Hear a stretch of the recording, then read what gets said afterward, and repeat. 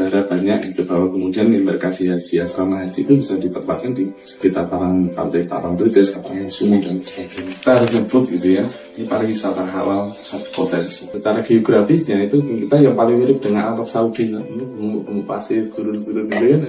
Kalau misalnya kemudian manasiknya di sana gitu kan, lebih terasa gitu lebih anu lah.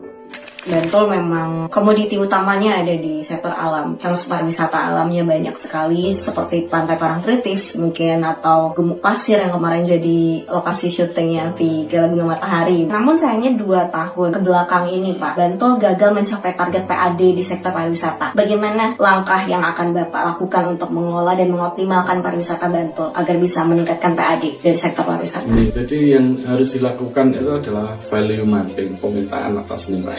Harus ada repositioning terkait dengan destinasi wisata. Kita harus akui kalau dari bentang alam Bantul itu kalah jika dibandingkan dengan Sleman, kalah cantik kan, dengan sumber daya yang luar biasa. Kulon Progo hari ini bersolek terus gitu kan, apalagi yang kawasan Menoreh gitu, yang dekat dengan Borobudur, dia menjadi perlintasan dari Iya ke Borobudur dan sebagainya. Pantai kita kalah dengan Gunung Kidul, Balinya Jogja jadi pada Gunung Kidul.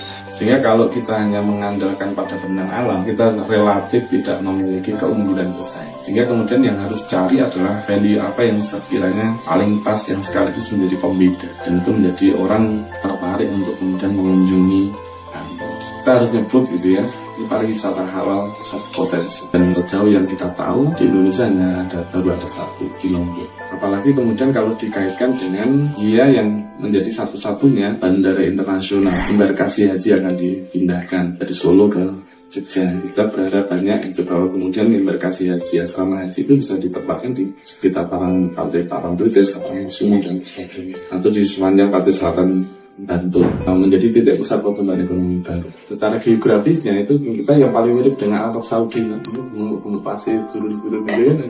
Kalau misalnya kemudian manasiknya di sana gitu kan, lebih terasa gitu lebih kerasa gitu. Sehingga kemudian menjadi pusat pertumbuhan pariwisata khas, unik, yang kemudian itu menjadi pembeda. Sekaligus kita gunakan untuk melakukan penataan kawasan Parangsumu, kawasan Parangtritis yang hari ini ya pusat prostitusi.